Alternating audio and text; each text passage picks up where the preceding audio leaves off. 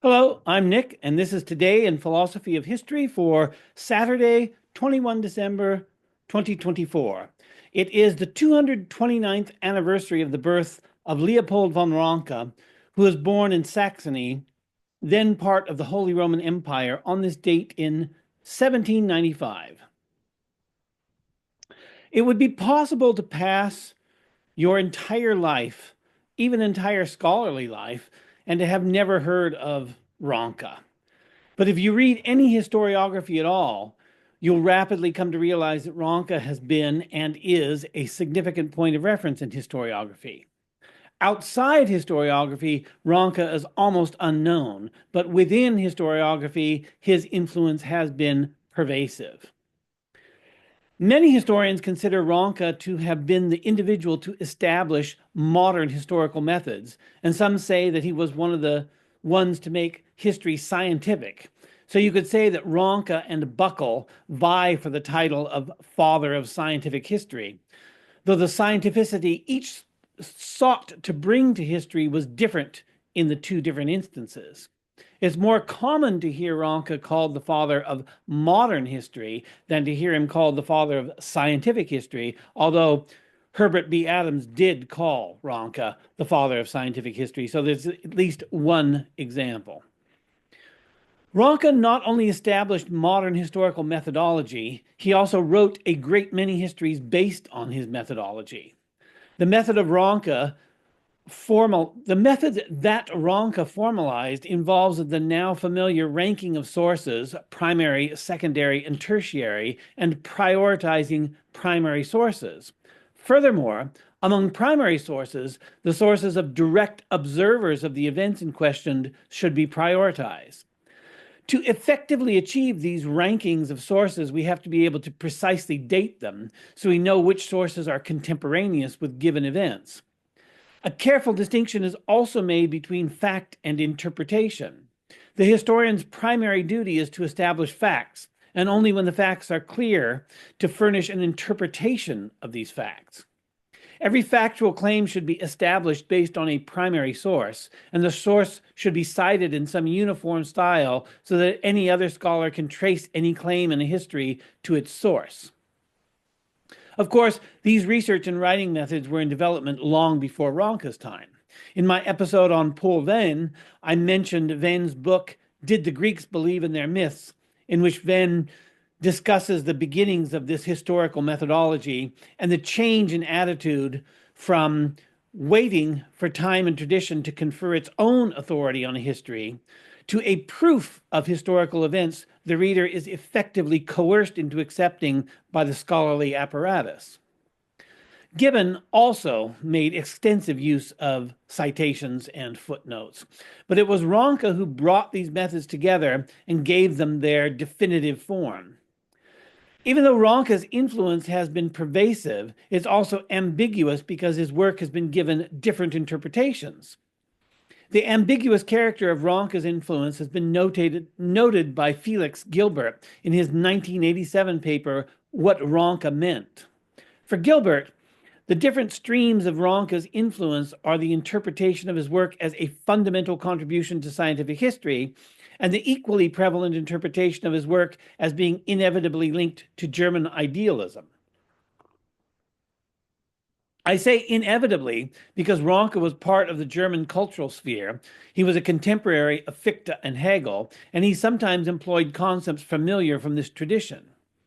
German academic life was pervasively neo-Kantian in the latter half of the 19th century, and many interpreters of Ranke have sought to demonstrate this neo-Kantian influence.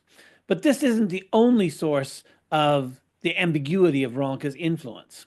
Another dichotomy we can find in Ranke's legacy is what could be called the division between relativism and absolutism.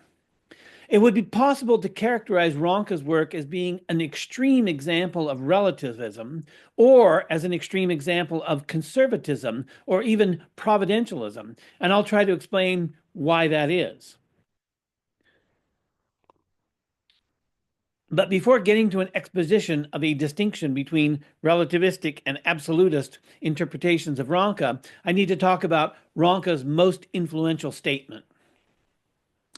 For an historian who wrote so many volumes, it's ironic that Ranke is primarily remembered for four words, the last four words of this sentence as translated into English. Quote, people have often given history the function of judging the past, to serve the world for the instruction of years to come. But nothing beyond the present investigation will be attempted here. It will simply explain the event exactly as it happened. Unquote.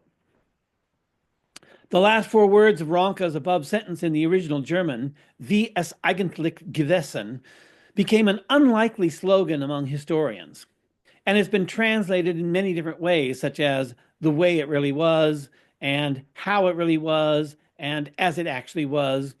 And after this became a rallying cry for a generation of historians, it later then became a stalking horse for even later generations of historians who sought to rebel against their elders. This sentence is from his preface to the first edition of Histories of the Latin and Germanic Peoples, originally published in October 1824, which can be found in a collection of Ranke's methodological writings collected and translated into English as The Theory and Practice of History, edited with an introduction by Georg Iggers. An English translation can also be found in Fritz Stern's widely available anthology, The Varieties of History. The Iggers volume also includes some occasional pieces in which Ranke touches on issues of significance for historiography and philosophy of history, from which I will quote further along. I said that the way it really was an unlikely slogan, partly because the idea of history simply being an account of what really happened is obviously not a new idea. How could it be? In his 1950 presidential address to the American Historical Society, Samuel Eliot Morison noted anticipations of the idea in Alexander von Humboldt and Thucydides. Quote, he picked up the phrase, I imagine, from Wilhelm von Humboldt, who, in an address to the Prussian Academy 3 years earlier, declared the proper function of history to be the expression of what has happened.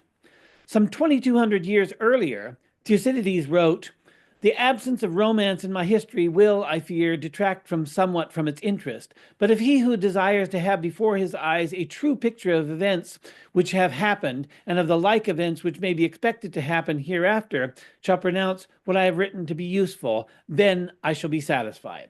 Unquote.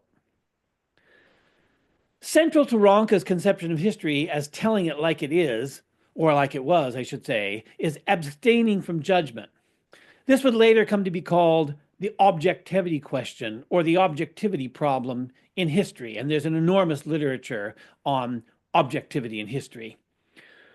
But Ranke himself didn't frame his problem in terms of objectivity, but I think this coincides well enough with his intention that we can call it that.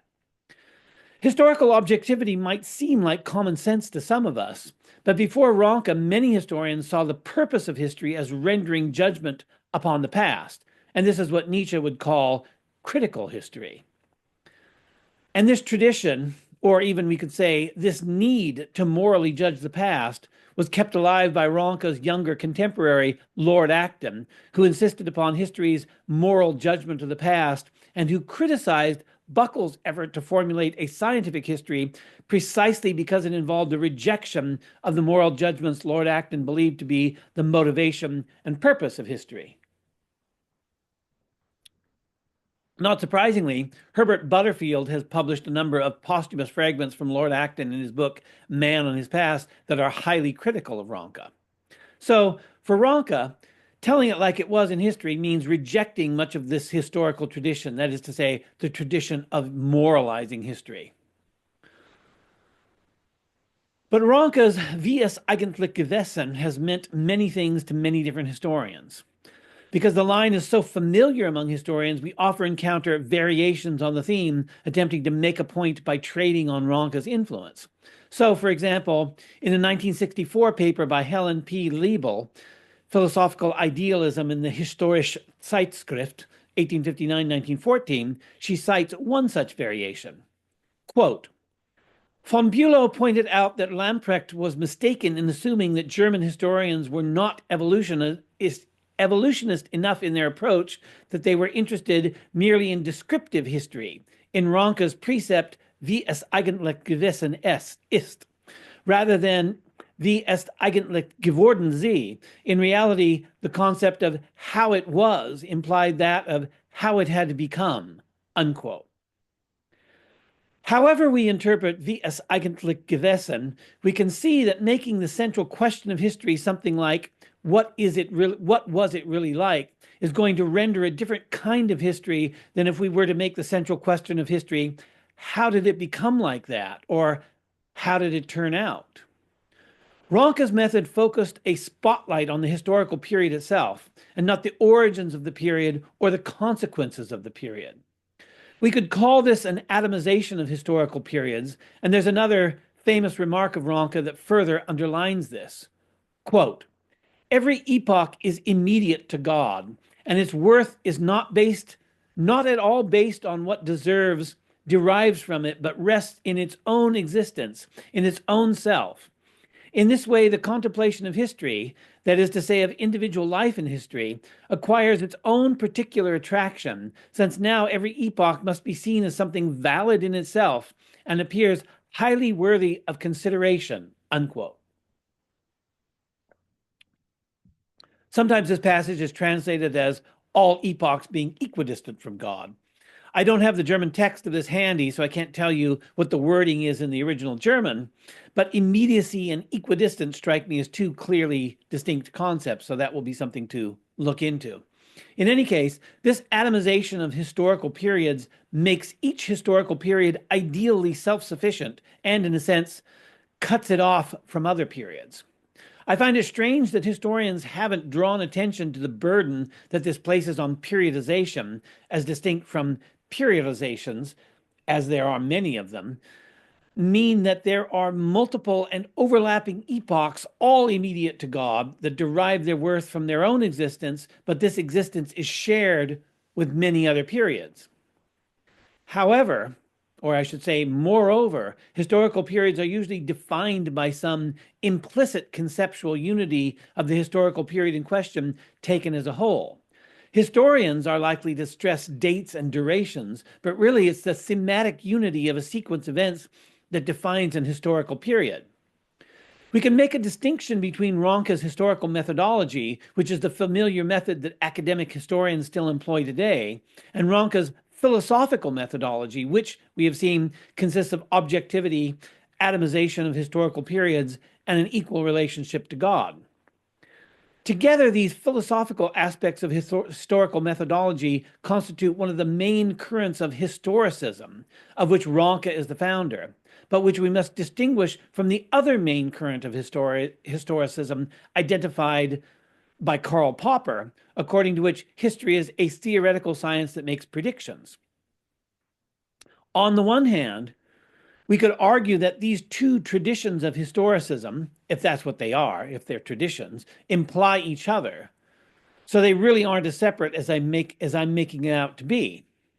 But on the other hand, Ranke anticipates the distinction between nomothetic science and ideographic science, which we find much more fully developed later in Wilhelm Windelband and Heinrich Rickert. In the manuscript from the 1830s titled On the Relations of History and Philosophy, Ranke wrote, quote, there are two ways of acquiring knowledge about human affairs, through the perception of the particular and through abstraction. The one is the way of philosophy, the other that of history. There is no other way, and even revelation encompasses both abstract doctrines and history. These two sources of knowledge are therefore to be kept clearly distinguished. Nevertheless, equally mistaken are those historians who view all of history merely as an immense aggregate of facts to be committed to memory, meaning that particulars are strung to particulars and all of these held together only by a common moral principle. I am of the opinion, rather, that historical science is at its best as both called upon and able to rise in its own way from the investigation and contemplation of the particular to a general view of events and to the recognition of their objectively existing relatedness, unquote. What this means is that Insofar as history is an ideographic science, as Windelband and Rickert thought, it isn't a nomothetic science in the sense that Popper seems to give to his conception of a theoretical science capable of making predictions. Therefore, the tradition of historicism that understands history to be a nomothetic science must be distinct from the conception of historicism that understands history as an ideographic science, which appears to be Ranke's position, at least to some extent. But as we can see, at the same time, Ranke anticipated the distinction, he also suggests that there's a way to transcend it. Now, to return to what I said earlier, that Ranke can be understood as an extreme relativist verging on nihilism, or an extreme absolutist verging on providentialism, I'm now in a position to explain this claim, having introduced some of the essential Ranke quotes. If we take Ranke's claim that all epochs are immediate to God to mean that all epochs are equal and each is to be judged on its own terms internal to that epoch alone, then we get relativism. On this interpretation, there is no coordination or integration of epochs, no transcendent standard by which they are all to be judged. Historical periods are absolute unto themselves, but each is its own absolute. And these disjoint absolutes add up to an absolute relativism in which nothing can be asserted that is not essentially tied to some historical epoch, and apart from which any such assertion is meaningless.